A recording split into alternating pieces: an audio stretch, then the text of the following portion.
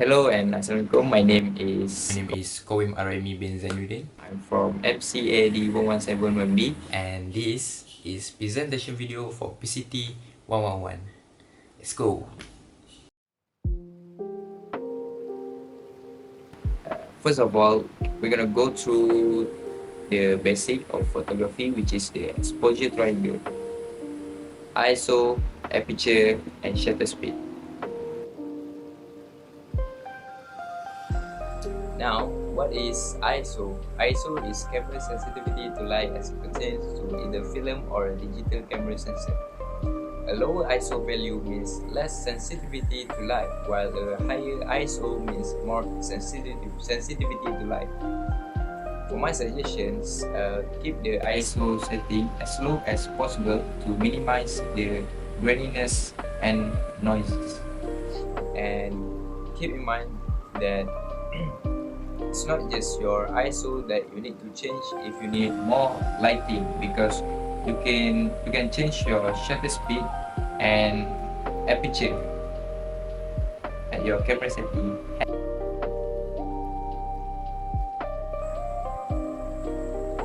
So for the second thing is aperture. So what is aperture?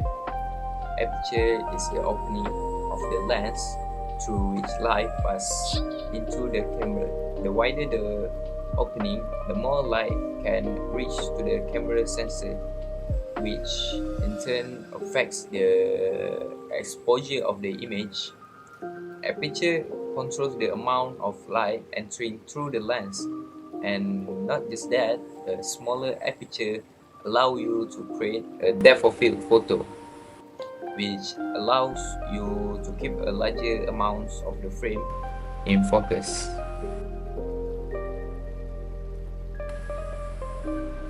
Now for the third thing is the shutter speed. By hearing the name, we know that the shutter speed controls the speed of the camera shutter, which means we can use the high shutter and low shutter depends on situation that we needed. High shutter make us easier to capture a faster movement like a moving car, an aeroplane, or even a jet. Now, how about low shutter?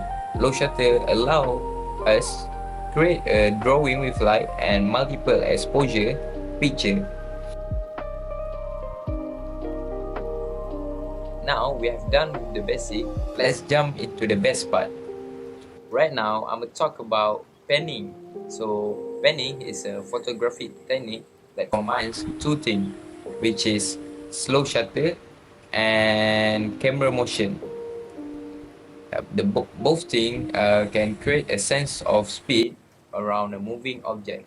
By this way, we can keep our subject in focus while blurring the background.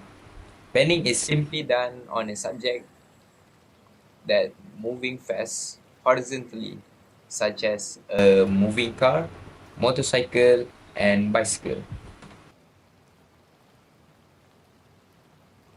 Now, for this part, I'm gonna explain about depth of field. Many people confusing about it, so I'm gonna help you guys to know about depth of field. In simple terms, depth of field is how much of your image is in focus. In other words, depth of field is the distance in an image where objects appear acceptably in focus or have a level of acceptable sharpness. It is controlled by your aperture, or we call f-stop settings in photography. The bigger the f-stop number, the shorter the depth of field. So, the mistake some photographers make is thinking the only way to control depth of field is just to change the aperture. But it's not just that. Actually, there are three ways you can control depth of field in your camera. Let me tell you about these three ways. First, you can adjust your aperture, and second, you can change your focus distance of your subject, and the last one, you can change the focal length of your lens. Now we have reached to the white balance part. So what is white balance? White balance is the adjustment of your camera settings to make its colors appear more realistic. In other terms, we can say that it is a way to set a photograph to neutral to make the white look white. For example, if you take a photo of a white object in certain lighting conditions, it can appear bluer than it actually is.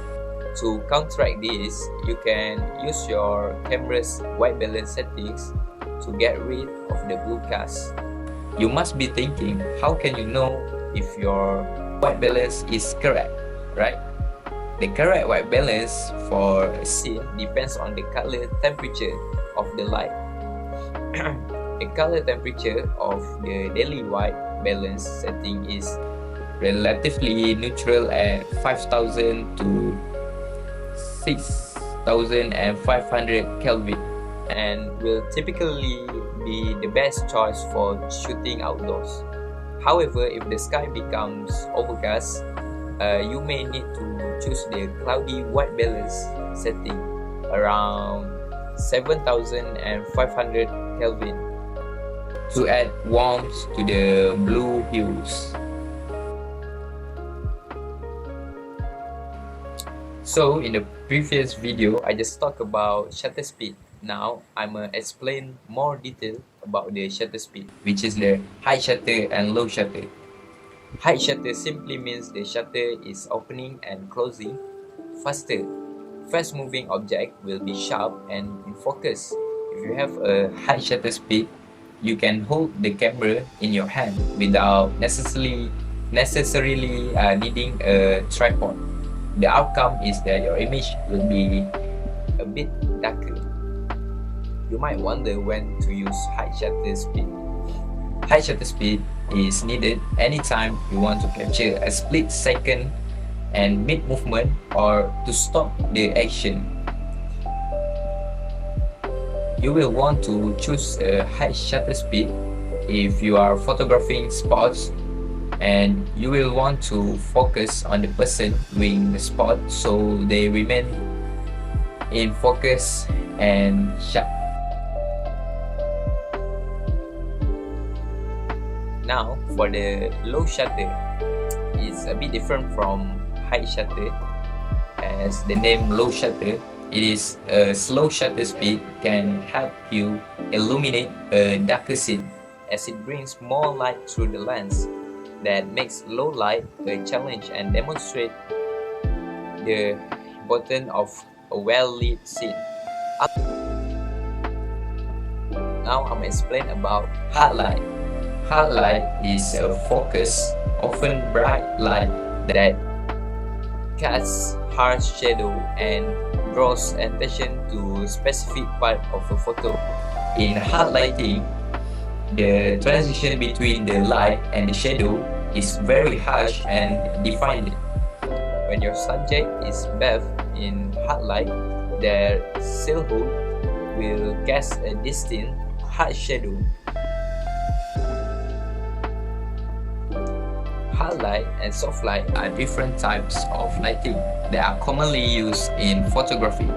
Soft light is light that tends to wrap around objects, projecting diffused shadows with soft edges, whereas hard light is more focused and produce harsher shadow. You can bounce light off any number of light color surfaces such as a white ceiling, wall, bedsheet, or a V-flat. Placing a white or light color surfaces opposite your light source effectively bounce the light back to the model, filling in the shadows and creating softer light. In photography, drawing with light is a photographic style that uses long exposure times to capture moving image of lights. Captured as a stationary visual, the lights can be used to paint vibrant and dynamic scenes that blur the boundaries between drawings and photograph. To do light painting, you need to use long exposure to capture the path of a moving light source. You can set your camera to manual mode and try starting with shutter speed of around 30 seconds and keep the ISO as low as possible and set your aperture according to the style of shot you want. For example, about f5.9 f5.6 sorry. In photography, multiple exposure is a technique in which the camera shutter is opened more than once to expose the subject multiple times. In multiple exposure, there are two ways, which is the harder and the easy way to do multiple exposure. First is the easy way, which is you can use the multiple exposure mode in your camera, but keep in mind that not every camera have this feature. For example, the camera that have this feature is Fujifilm XA series.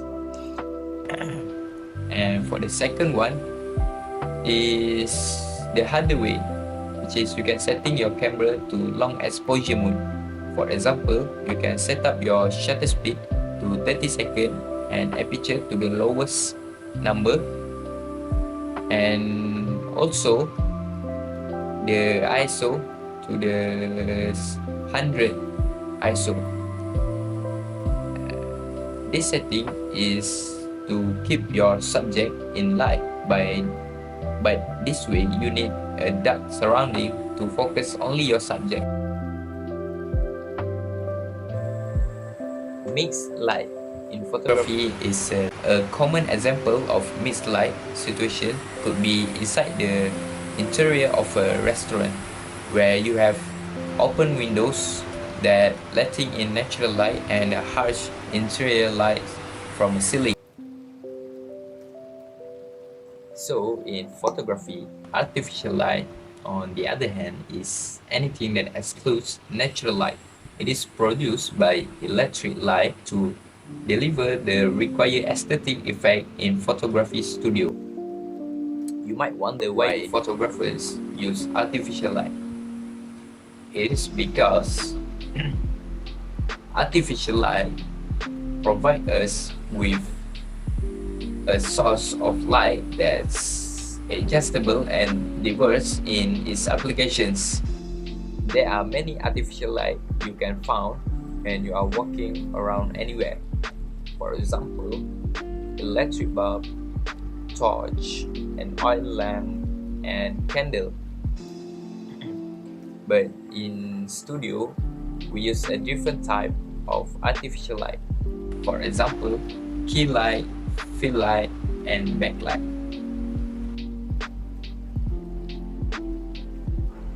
So now we have reached to the last assignment, which is photo composition. So let's go. Photo composition is how photographers arrange their visual elements within the frame. Putting subjects or scene inside the space may sound easy to you, but yet it's not so easy as it sounds.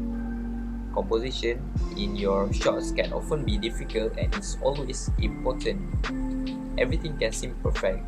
Lighting, location, wardrobe, styling, or whatever it is.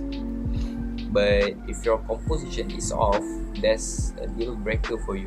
Photography composition, you need to know that there is a lot type of composition, but I only will talk about these 5 composition, which is rule of thirds, pattern, shape, framing, and line. So first, let's go to the rule of thirds. Is a way of dividing frames for optimal composition. It involves evenly dividing the frame between 2 equally spaced horizontal and vertical guidelines, grid lines, creating a 3 by 3 grid in order to create balance and flow within the image. Compositional elements should be placed where these lines of the grid intersect or segment your image. This tends to allow for more interesting image than simply centering a subject. So let's move on to the shapes. The basic shapes in photography. Most photographers recognize the four basic shapes, which is circles, triangles, squares, and rectangles. Each of these shapes can be used to create a variety of the different effects in photograph. Circles are often used to create a feeling of harmony and balance, while triangles can add a sense of movement and drama. Squares and rectangles can help to create a sense of structure and order. So the next thing is pattern. Pattern in photography is when you make the repetition of similar object the main subject of the photography. To highlight the pattern, you should avoid having any distracting elements inside the frame. For example, if there is a pupil in front of the pattern or anything.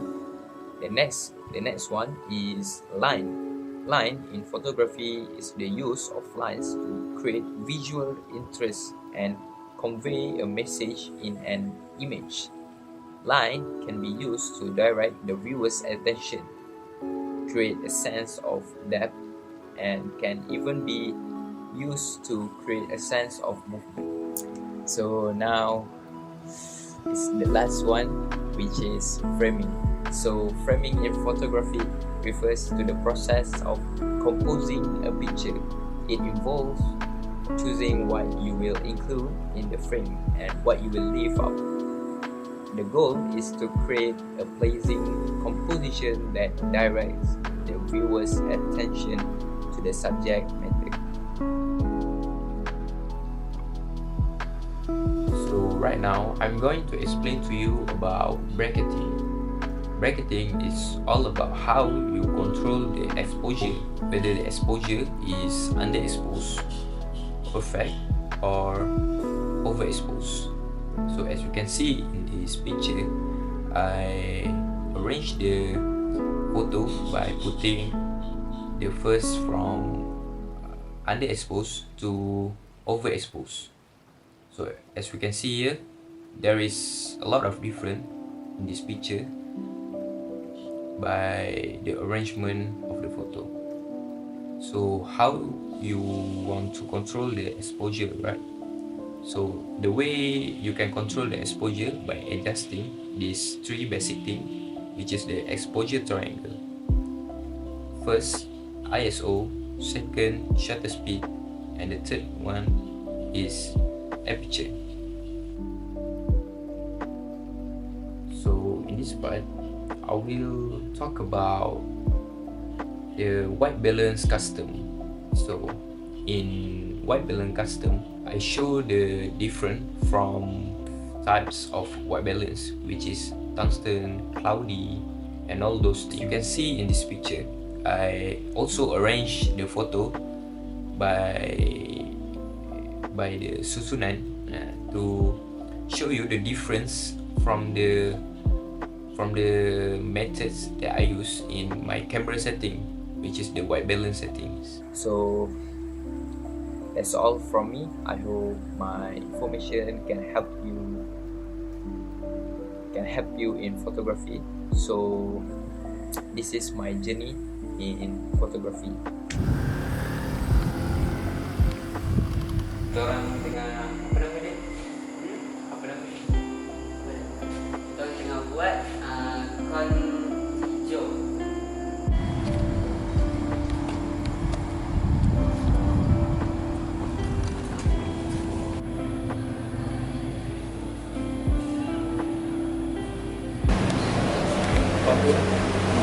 Tiang.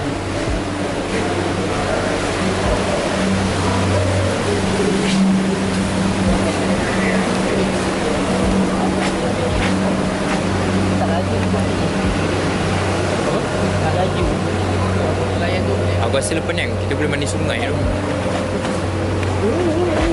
Oh ya. Sungai apa? Ini bukan sungai ya. Ini bukan sungai ya. Tengok kita. Nampak tak? Deh.